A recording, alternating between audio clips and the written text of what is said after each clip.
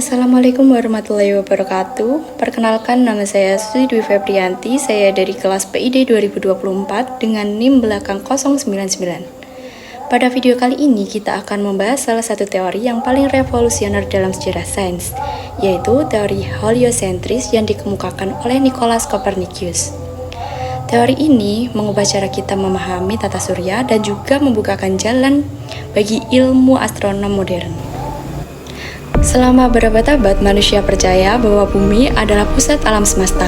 Teori ini dikenal dengan nama geosentris yang dipopulerkan oleh astronom Ptolemy pada abad kedua Masehi.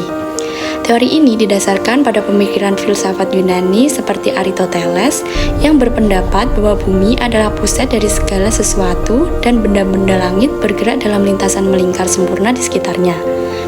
Pandangan ini kemudian diterima oleh Gereja Katolik dan menjadi doktrin ilmiah serta teologis selama berabad-abad.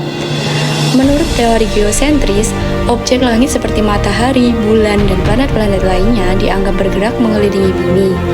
Model ini juga menjelaskan bahwa pergerakan planet terjadi dalam pola lingkaran kecil yang disebut episikal. Sementara episikal itu sendiri bergerak dalam lingkaran yang lebih besar yang disebut different. Model ini bertujuan untuk menjelaskan gerakan retrograde planet, yaitu ketika planet tampak bergerak mundur dalam jalurnya di langit. Namun, pada abad ke-16, seorang astronom asal Polandia bernama Nicolaus Copernicus mengusulkan teori baru yang disebut dengan heliocentris. Teori ini menyatakan bahwa matahari bukan bumi yang menjadi pusat tata surya, dan planet-planet termasuk bumi bergerak mengelilinginya dalam lintasan berbentuk lingkaran. Awalnya, teori heliocentris sulit diterima karena bertentangan dengan pandangan agama dan filsafat saat itu. Gereja Katolik dan banyak ilmuwan masih berpegang pada model geosentris yang dianggap lebih sesuai dengan ajaran teologis.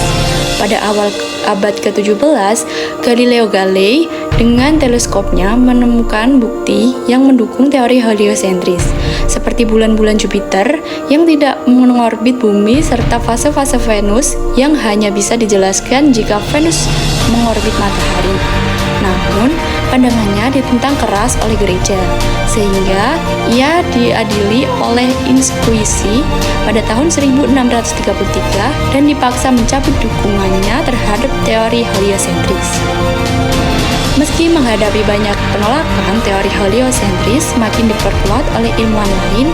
Johannes Kepler menunjukkan bahwa planet tidak bergerak dalam orbit lingkaran sempurna, melainkan dalam bentuk elips yang menjelaskan gerakan planet secara lebih akurat.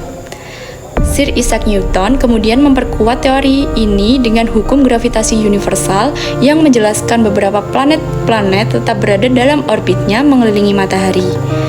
Seiring perkembangan ilmu pengetahuan, teori heliocentris diterima secara luas dan menjadi dasar bagi pemahaman modern tentang tata surya.